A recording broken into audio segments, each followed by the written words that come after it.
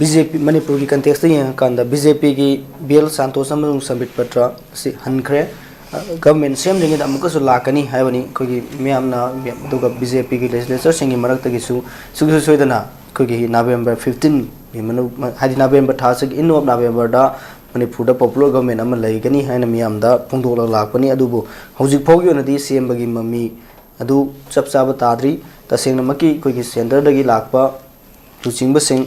हनखरे अमुकसु सेंद्रिंग ममांग लाखिनी अदुगा मरक सिदा कोगी इन of December फो हाइरक पाउसु दम यावरे है बतारे मणिपुर दा मियामना पीआर लेंगा की महूता मियाम गे लेंगा अम लांगना वाफम अपाम फोंदोना बे लेरबसु उसी फोबी गोइना दे सेंद्री अदुबु सेंटर न सेमलकनी हाइबगी थाजबगा लोइना कोगी सेंटर की लुचिंग बसिंग लाक अमगा हनखरे अमुकसु लाखिगनी सेंद्रिंग ममांग हाइब पाउनी हाइवरे पाउसि कमाई येंबे अखोना पॉलिटिक्स की मतांग पुसलगा नैना मतमदा इकोगी हुजी प्रिंट एंड इलेक्ट्रॉनिक मीडिया दा हापाइबा पोट मयाम सिंगसे मसिगी पोसे नैना मतमदा यामना कंट्राडिक्टरी ओइबा दुगा कंफ्यूजन ओइबा पोट अमक ngasi कोइ प्रजा मियामना थेंगनेबको अदना अखोइना सिदा एस एन एक्टिविस्ट अमोइना नत्रगा कोइना से न्यूज़ एनालिसिस ता युकिस माइनेना लाको मतमदा हाइतारे सि नैना को मतमदा यामना अवावा मसु ओइ मरमदि इकोगी तसेंगना जर्नलिस्ट सिंगना मखोगी डू एंड डाउन्स अमदि इथिक्स ngam थबक तोग्रिक तो मानवा पोट मयाम अखोइना ngasi उरकपा मरमदि मसि क्लियर एग्जांपल हम बाइ खबर मिंगि पंजरोय मदुगी मखोगी अगेंस्ट लेबे वाफम नटेब अखोइना हाइजेनिंग बदि अखोइना हान मखोइ नेशनल जनरल सेक्रेटरी ऑर्गेनाइजेशन अमदि नॉर्थ ईस्ट इंचार्ज अनि बीएल संतोष अमदि समिट पत्र लांब मतमदा मक्सिगी इवनिंग द फॉर्म पाउक सेदना मखोइना करिगुम कमेंट अमत पियु यादे एयरपोर्ट तगी मखोइ थेंगनब मतमदा हाना पोट इरकपा मदुगी नोंगालगा अखोइना सुमाइना अयुकी फंगब खबर सिंग द इरकपा मतमदा न हेडिंग कारगा अखोइ हानगी कोइ स्पीकर ओरिबो जे हिंगा लेरिबा मागी कोनो गवर्नमेंट मुंग मादि हिंगिदना को स्पीकर दा सीएम ओहेनबदा अमतोइन एमएलए सिंग यानबगी कनो लेरे काने इरकपा सिंबा पोट मयाम से अखोइना ngasi wakhalna sagalage assumption de iba ngangba pot amakak ngasi अखोइ common people social media users platform da leriba sing social media platform toiba sing natana अखोइ journalism gi am fajagraba ethics do and don'ts mayam sing ngaktana irakpani na hujik manipur gi context pusulaga अखोइ gi kano gi hujik leriba crisis ki matang oiro natraga BJP manungi internal conflict oiro makhoi gi leaner leadership crisis haigra sigi mayam se leaner ko yam waba pot amka oy aruga even अखोइ nahan Santhosh अमदी अखोइ gi submit patrna la ambasdi अखोइ तसेंग हारगदि मसि government की formation की मानदे आई ओपिनियन अदुगा नवंबर की मनुंग लेट पार्ट ओरसु and by the end of November दस माइनस सेम गने हाबि थाजब कितंग वाले आई ओपिनियन ददि हानदे जुम बिजर लाई मयाम नम हाय अखोइ सि बिहार इलेक्शन ममांग दम हाय बिहार इलेक्शन मतुंग दम हाय संगाई फेस्टिवल की ममांग द हाय इवन हुजिक संगाई फेस्टिवल मणिपुर की लीडिंग CSOs मयाम इंक्लूडिंग कोकोमीना हुजिक कन्न मसि की जी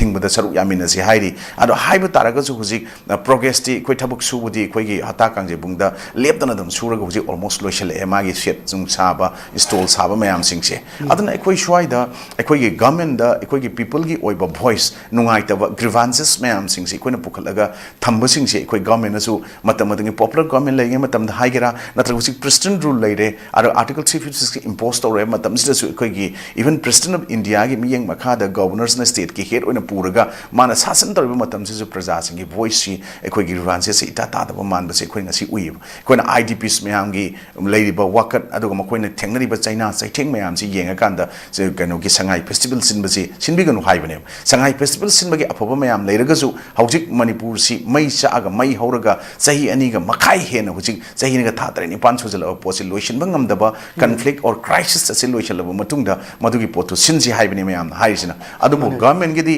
makoi gi madugi oina tongana yataga thangaba yamak to thangraba budget ekoi ahamba horokda lak manga yodana hoki atung ani suda taret are hojik ti koina magi chahi hengalakpagi increment dugi matung ni yengkan lak crore kun lomdok ebi yai helakpa yai kaina panari post da adu katang da focus toroga paisa da chatla ba haiba potune adana koina han even makoi national general secretary organization BJP amadi koigi north insas lakko matam da makoi airport tunga matung hak makoi hotel yom matam pung amma makhai adun din adai digi party gi koigi thopuri office bearer sing tawan ba leaders sing unaro matung da MLA mayam yauna makoi manung da close room meeting tauba nongalaga so sampura madik senapati chatpa aro IDP su unaba haiba potu da yauri adu manung close to khanaba matam da ekoi IDP sing ina national highway gi haiba poti yawi adu khanari pot aduga for the end of justice karino makone logi ware haibesti media da puthoktamnina neina buji yamdu wafam moy ana ekona swaida hainerisne ekona bihar ge election da tawgiba pot ka manipur ga mari lene da taraga su bjp ki manung da yadeba lalong duna bihar da tawgiba pot manipur oirakpa ya haibagi observation ne ekon thamiji maramdi manipur da su ahamba ekoi gi manipur da election bjp na kano karek khiba form tawgiba government sem gi basi cm or sem gi makoi ani ga tawrang ne khali ahamba kara ko ani su du ji kya ka gre wari ne hoji amuk nahan moigi numitu da ekoi thanga SC gi MLA tongbum robindro na phongdu ki matamda madu amuk lakadu 27 da su koi BJP na loine kagane de haiba adubu hojik leriba manipur crisis da manipur context pusalaga amu nainaba hawrpa taraga di nainaba taraga di ekoi hojik makoi manungda kanana leader oigadoino kanana government se lead torga form togodona haibagi madu chap chaba tangdu leitaba am leitabaduna maram wara kan natraga kuki gi karaiba MLA singduna ngasidi sri N Biren Singh hanage former CM ji oiba suya yaroi ekoi chapter administration pigadabani manipur president rule thamgodabne na ekoi gi yamna maru oiba major demand ahum tawda demand ani di fulfill oigramne CM resign torgasu aduna hauji ani shuba extension the president rule article 356 say la iba 2026 ki February gi trom doi bokni leise aduna February gi trom doi gi mamang da January gi early part middle part na last part na February gi early part ta se government se semakadra haibagi ekoi praja amoina de maina ui aduga kudak tadi hojik leiba kaino gi ekoi gi leiba crisis sina natraga moi gi leadership ki munabagi manba ara makoi masen tongnaba manba leite haiba taragasu makoi clarification mayam piragasu aragi ekoi na bana sagalagi ikhalakpa pau mayam manba pot tholakpasina maram warakanda ekoi karam kanda kamaina government sengwadono haibesti chap chaba moina claim tawragasu manungdagi national gi adugma competent authorities oriba central gi leaders singduna chap chaba thamamdamna haiba ngamde hoi ngasi ekoi na hujik news analysis si hai taragasu horen evening at the government semani hayeng semna hang claim tawpa yadi haibagi poti leite makoi makuta leiba poni adubu masidi party ama run to haibase national party or kandi magi party ki policy program gi matungina central gi leaders myam central working committee na central committee hai makoi ju leram gani madugi potuna adum koina to party sing leiba mai adugi pot mayam duga tanaraga to pot ngata nina masai sai koi yamna kupna ye hanjanna manungda changa kanda madugi nainarubudadi koina aran busu mayam yorkani adana makoi gi government sigi se koina whether pura dissolve to thokraga fresh election ama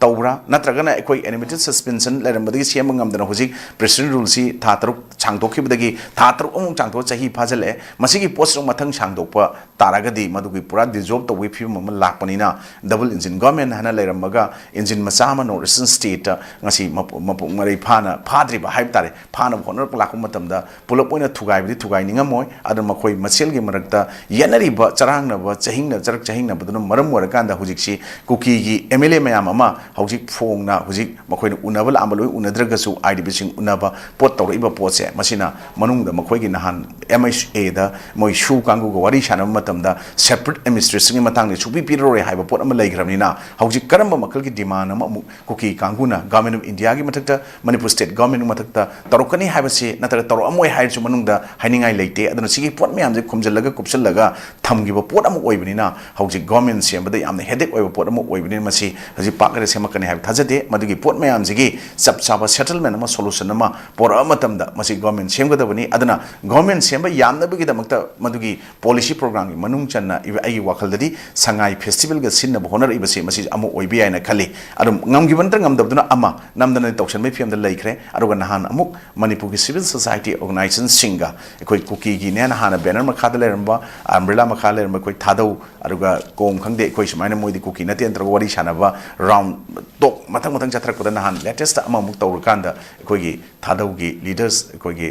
mana leader duna moi ani hum tholaga ekoi western kangla ge ta photo namaga safe and sound ore uji manipur ekoi sumaina meeting phamulor tholaga number photo ni kan thagalak pot ekoi u ki bako sina maram oraga ekoi jaga khara da sumaina santi oire haiba aruga national highway singda huji even paper khara da hapki ekoi sumaina imphal dimapur lambi chenapati lambi ekoi sumaina thaba hore adum chatle security arrangement taroga hai adupung kya chatli karam thai karam kana halakpagi pot bi haibadi khangde aduna sumba pot development khara lakpasida ekoi gi ground reality du madu ground gi keno du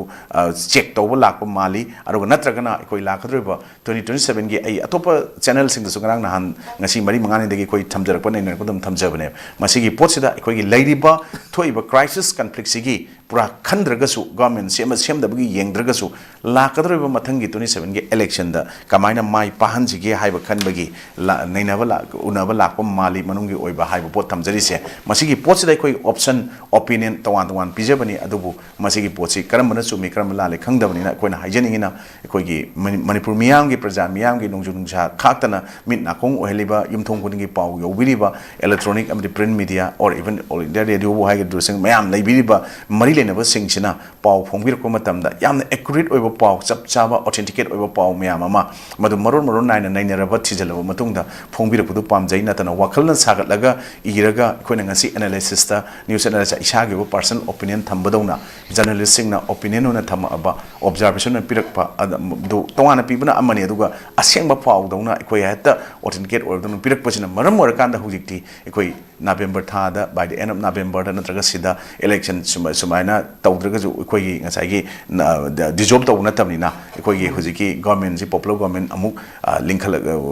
semani kolani ka haiba posigi thaja wala ibelai tribusinani adana thuna government ji sembiraga ikoi praja singi grievances praja gi wakat pam lai tribu tabina belai tribu report mayam se elected singji leira kana elected singji ikoi gi miyang mihutni makoi democracy gi marumda ikoi election tawtuna miyang gi na awaba polu mayam thangatlage hana chatpani adu makhoina su constitution na piriba praja singa leinagada mari safeguard mayam moko ge ahamba duties kari no first and foremost duty ain toina jaba the first and foremost duty of an elected representative is to protect the dignity of the house haibadi to protect life and properties of common people haibase makoina kaudana praja miyam ge awaba pulum mayam thangage do hana tholakpodu pami natadana koi swai business motive ta khongbalu pan ko laga natraga paisa khara tanjalaga miyam ji selan leiraga ai mihut oirabani hujik aina wajau ngangasu amator center aina kusira si to aigi shasan si ngasai gi mamang da pan badam yobi jungle raj te kani kana hai kan tong report adum na tab jungle raj for hai gera any hai gera dictatorial form of government hai gera